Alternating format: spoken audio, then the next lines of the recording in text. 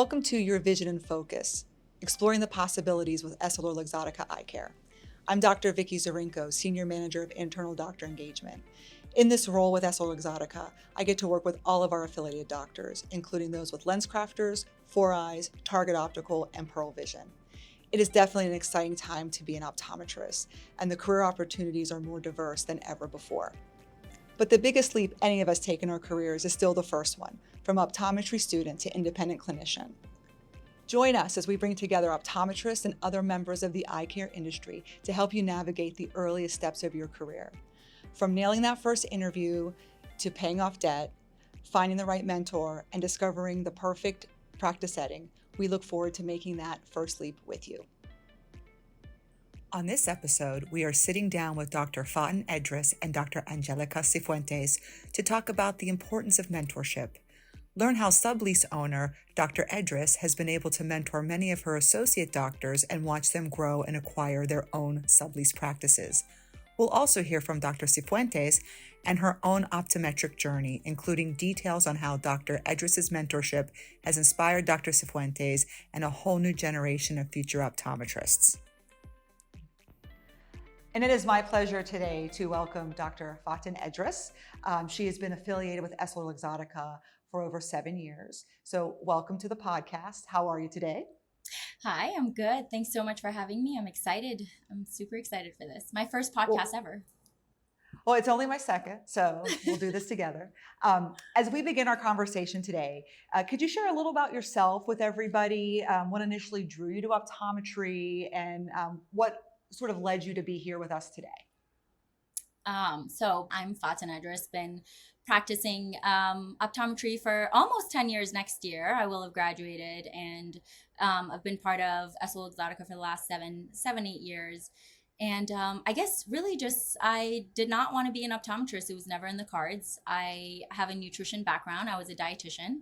And I got married. I moved to Miami, and I said, why not? Let's try to apply. I wanted to know. I wanted to be a doctor. I just didn't know what type. I took the OAT. I somehow got in, and here we are. Yeah, it's kind of always amazing where we start out and where we end up. And we're glad to have you.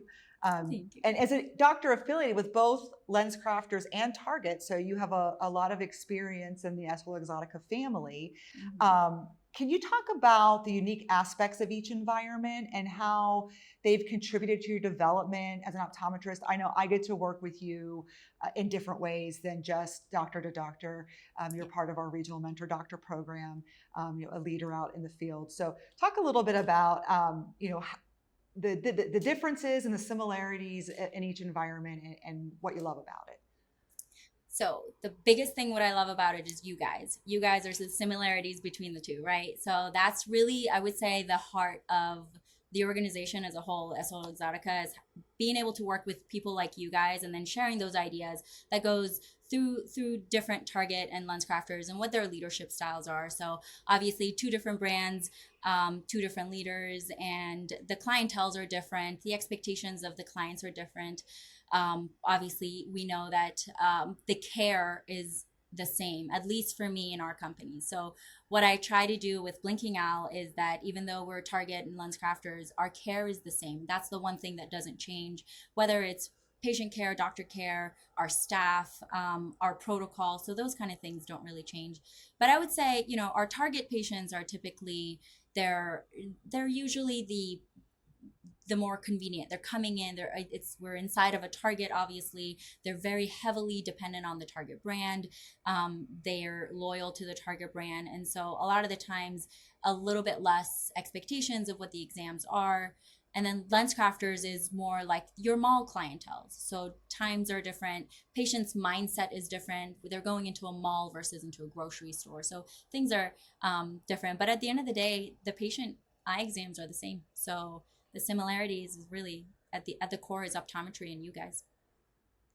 Well, like you said, the clientele may be different or their expectations may be different, mm-hmm.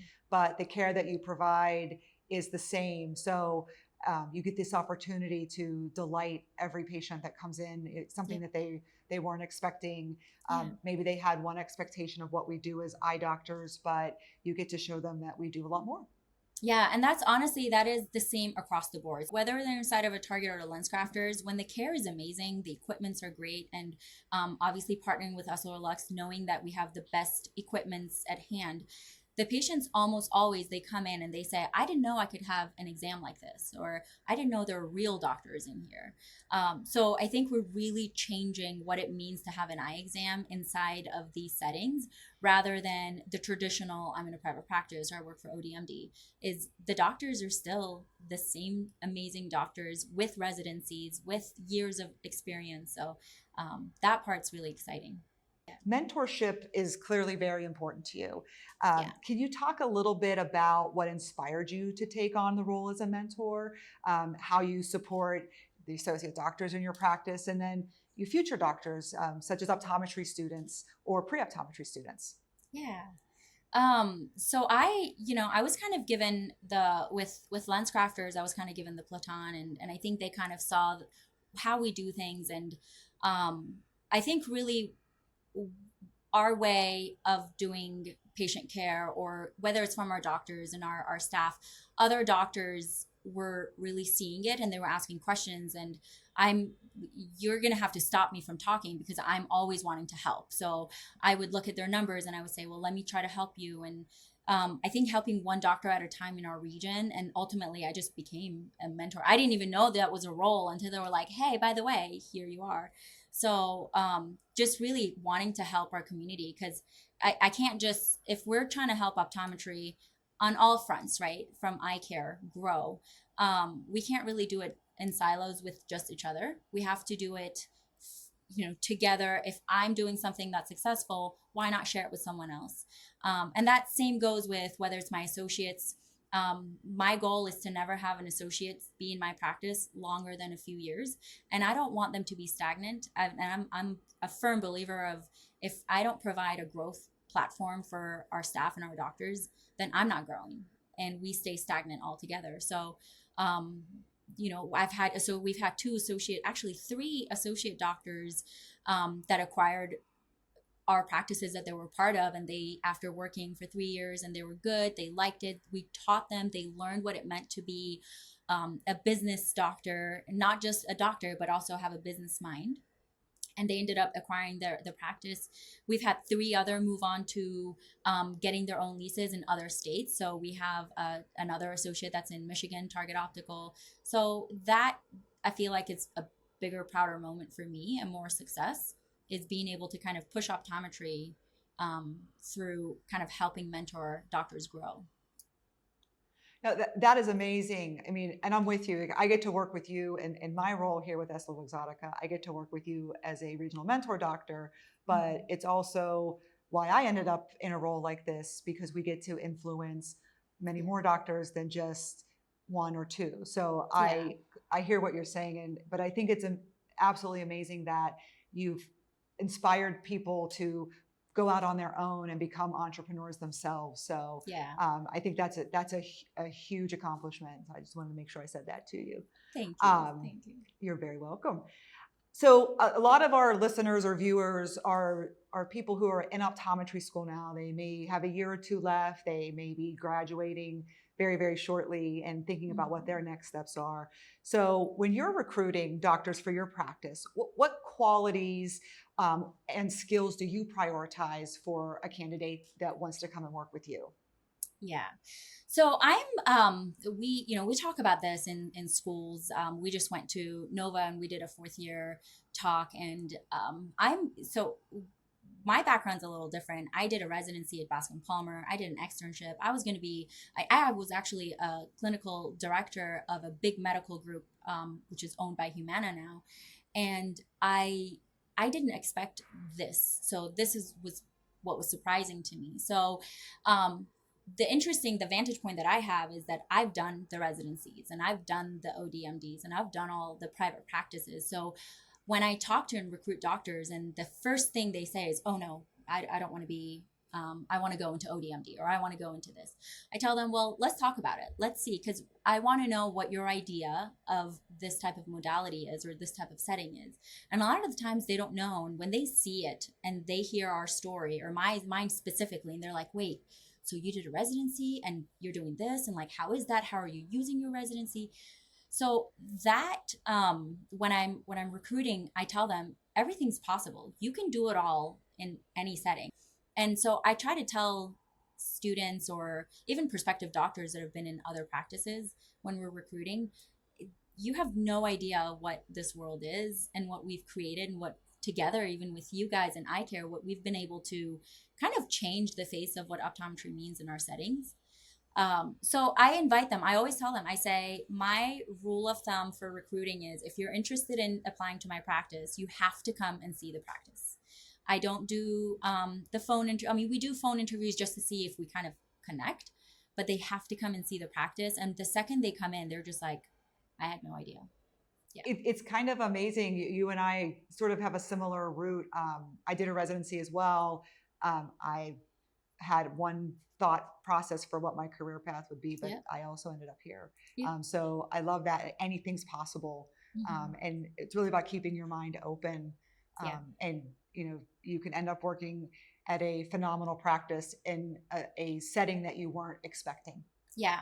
And I think that's what, when you ask, what are you looking for when you're recruiting? That's what I look for. I look for someone who has an open mind and who wants, who's not afraid of a challenge, who says, you know what, I can try this and I can see. And obviously for us, because I always want to make sure that I'm helping lead the next generation of ODs within, whether it's within SE Lux or optometry as a general, I want to make sure that they're interested in that business sense, that they're interested in being a managing doctor, um, in some type of a leadership role, because then I know that our expectations are going to be kind of similar. So if we have doctors who have absolutely no interest in business or entrepreneurial, and that's fine too, but we just put them on a different growth trajectory than like a managing doctor like Dr. Cifuentes was. So it's you really assess a candidate not just skills and personality, but what their what their thought process is for their career, Yeah. um, and sort of what the maybe the long term goal is for them. Yeah, I always ask them where do you want to be in 1 year, 3 years, and 5 years. So 1 year is I'll be immediately impacted by that, right? And I want to make sure within the year I'm helping them achieve their goal. And then 3 and 5 is really what's your long-term goal and how can we help you with that? Because if we're completely on different growth trajectories, we're not it's not going to be beneficial for them. They're not going to be happy. I'm not going to be happy. So we talk about all that. And I think it's important those conversations are to be had.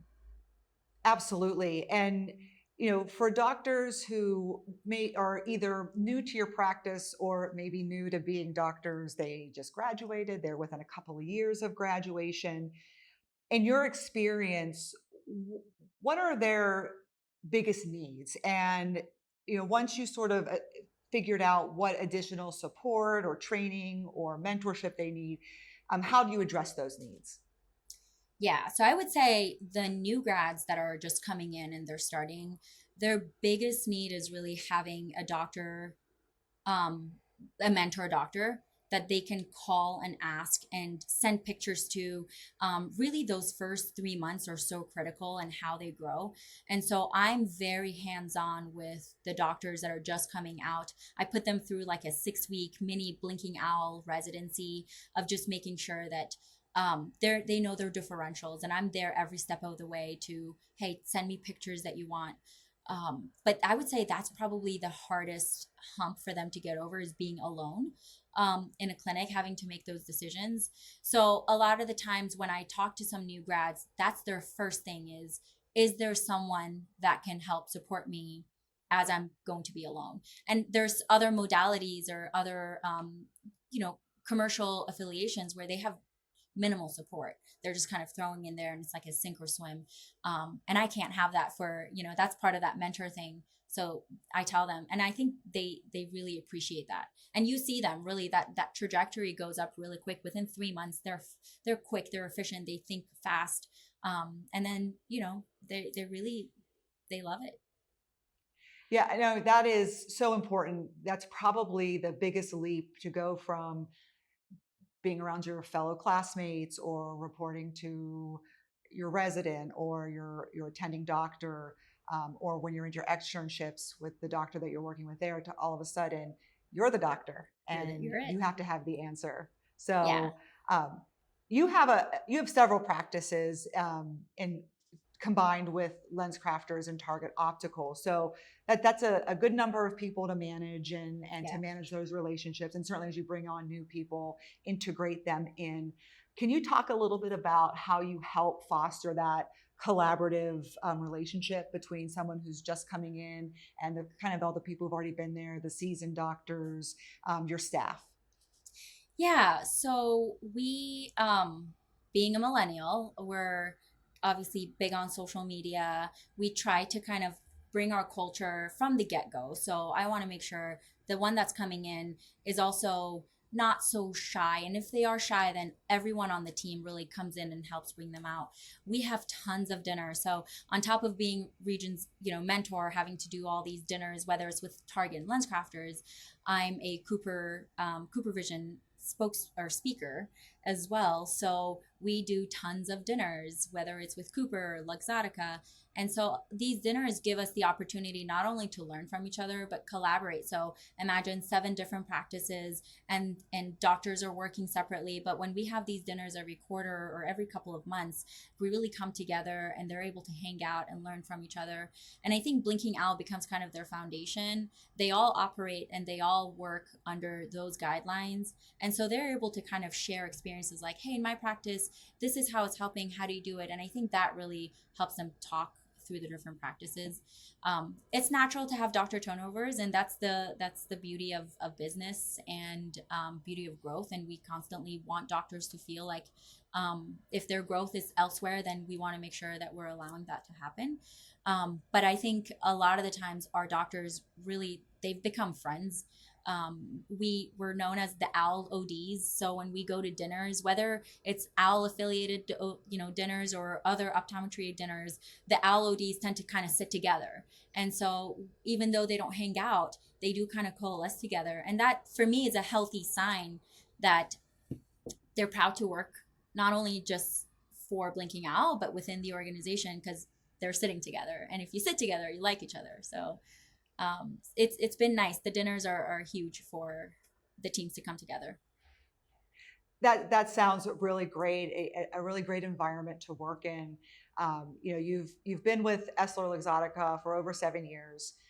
You've acquired practices and grown them, and you are always looking for new people, new talent to come in.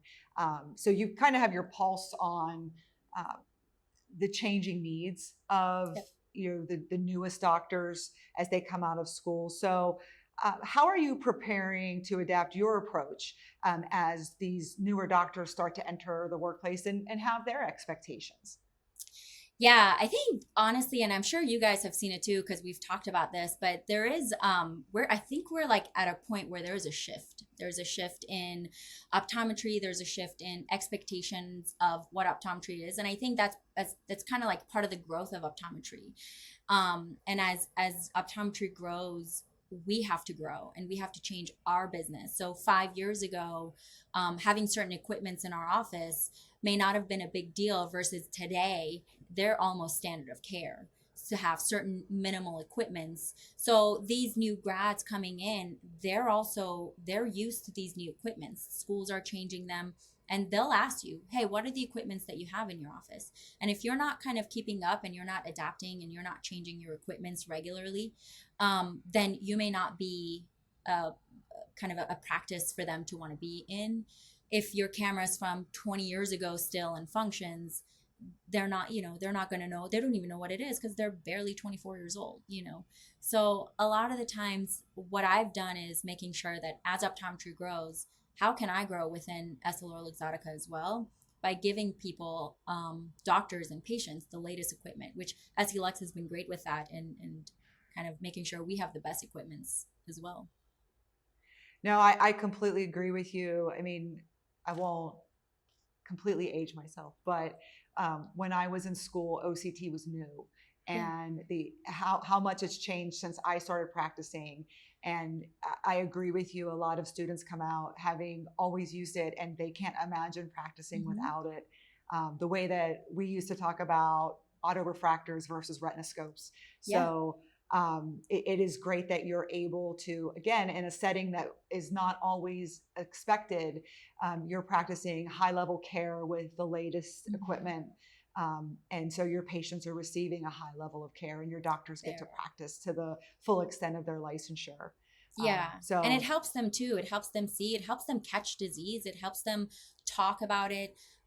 And they're really not obsolete. So a lot of the times, 5, 6 years. I mean, I joined 7 years ago. So even before that, I would hear doctors and they're just like, oh, if you're in this setting, all you're doing is turning the wheel. I wanted nothing to do with that. And so now we have autofluorescence in all of our offices. We have OCT in one of our offices. We've got anterior seg OCT. So um, we've if we're not able to put an OCT, we know that autofluorescence for optometry is almost the same because you're able to see fluid. So those kind of things really changes the way that they practice, and them feeling proud that if they're in a CE talk with a retina group, it's not like they haven't seen a retina or seen fluid in 4 years. They see it still. If they have an OCT, they still, in one of our other practices, they're able to use it. So they keep their brain going. that I again, that's the type of practice that I would love to practice in as well. So I think it's awesome that you get to bring that to new doctors and your doctors every day. And um, I just wanted to really thank you for your time today. Of This has course. been it's been great even getting to know you even better than I did before. Thank And you. I hope that you keep shouting, kind of out there what you're doing and letting people know that, again, it's not where you practice, it's how you practice, and Yeah. you can practice the way that you want when you're affiliated with Essilor Luxottica. So thank you so much for your time today. 100%. Thank you guys. Honestly, you guys have changed. It's so nice to know, and you guys have known this when we're hanging out and we're talking. It's so nice to know that you guys are all part of the same eye care that believes that. So I really appreciate you guys giving us the platform to do and practice how we want to. So thank you. Yeah. Thank you.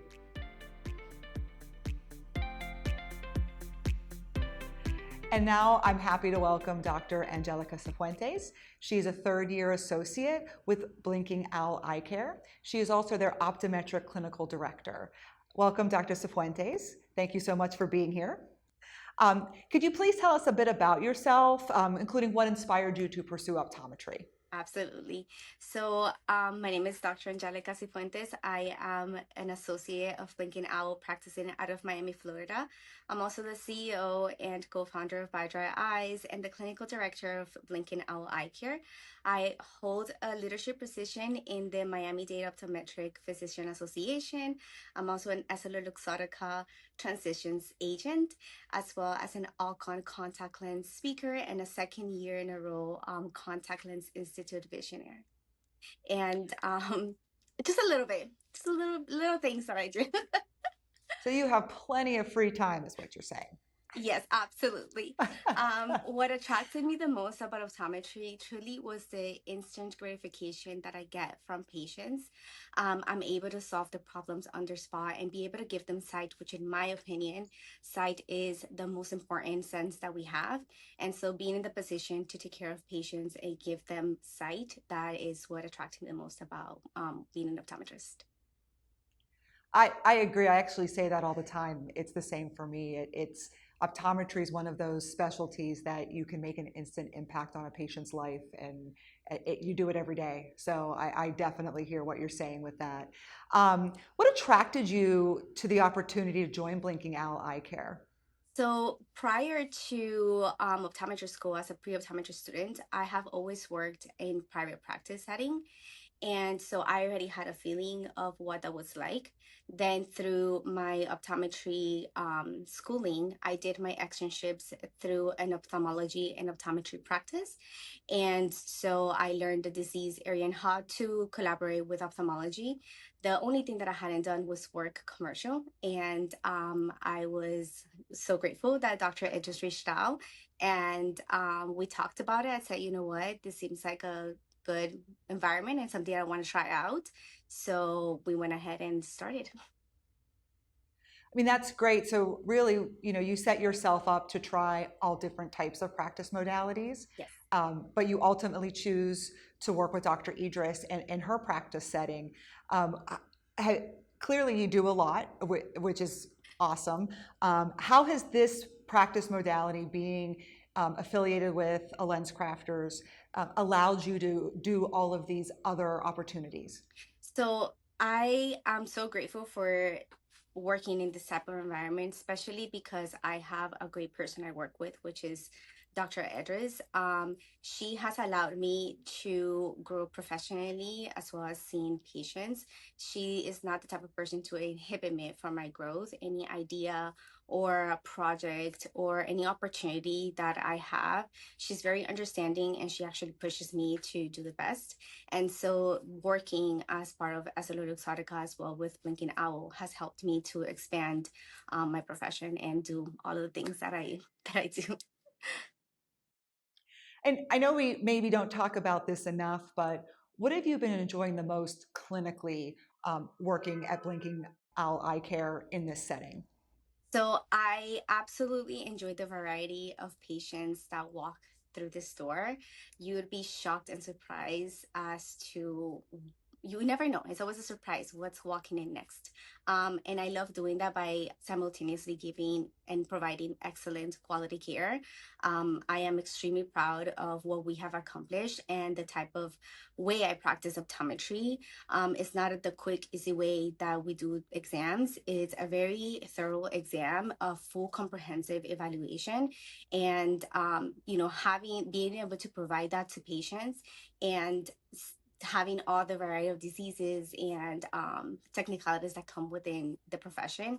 I That's kind of like what gives me joy and I love the most about working in this type of setting.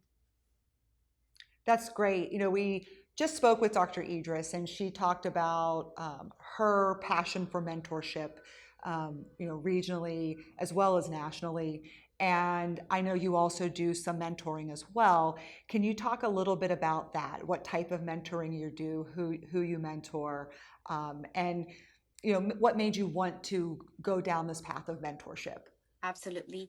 I absolutely have always loved and enjoyed seeing Dr. Edris mentor. It was one of the things that we had in common from the very beginning when we talked about joining forces.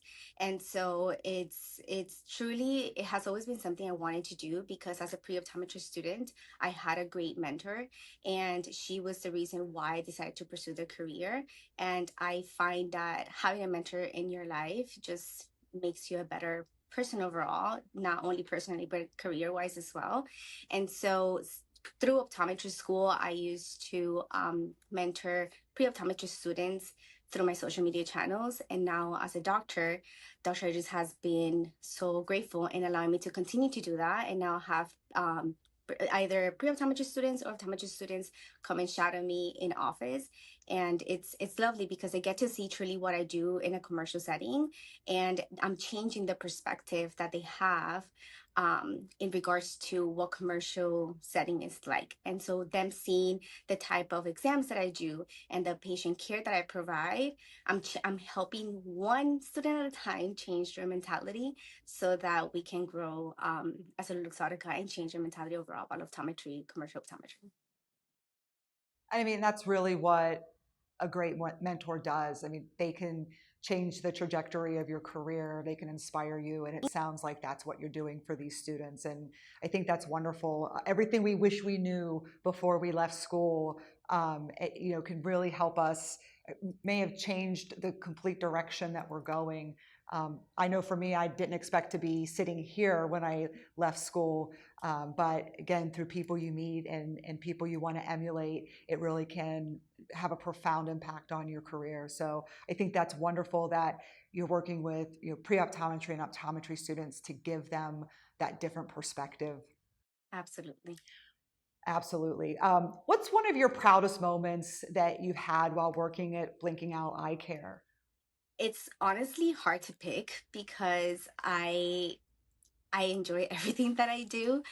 I think one of them would be obviously the collaborative care that I'm able to do with the target optical employees and myself. But secondary to that would be saving lives through an eye exam. I've had the opportunity to save technically 2 lives through an eye exam. I was able to diagnose a carotid dissection on a patient and also an ocular melanoma. And that quick thinking and quick acting upon what the patient needs and the proper referrals and taking care of the patient immediately, they are forever grateful. They've come back and they've said, thank you, you saved my life. I didn't expect that coming here was going to change my life because it's a life-changing event.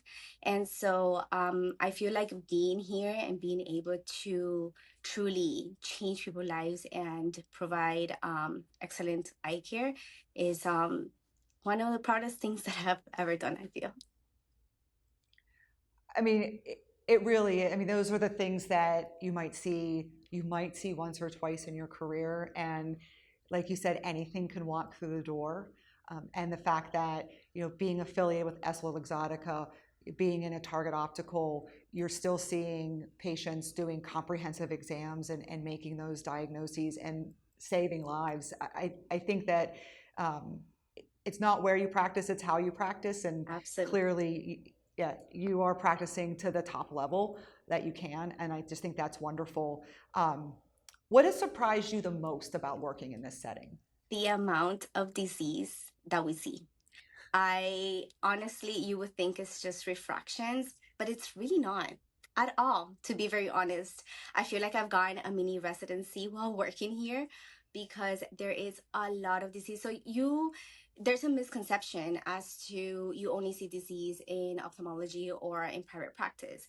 Disease truly it's within the person. So you don't choose the patients that come to see you, they choose you, and they don't choose the disease that they have. So you just have to be ready and prepared to not only properly diagnose, but be able to send them out to the proper channels so that they can be taken care of accordingly. That probably is the biggest shock that I've had because it's every day, every single day. I always have somebody with some sort of level of disease. And I think that's what has most definitely surprised me the most about working in EssilorLuxottica. Yeah, I love that. The patients choose you, and that's absolutely true. I've really enjoyed chatting with you today and learning a little bit more about you and hearing how you practice. As we wrap things up, for current optometry students or recent graduates who may be looking for their next job, their first job, thinking about a career change.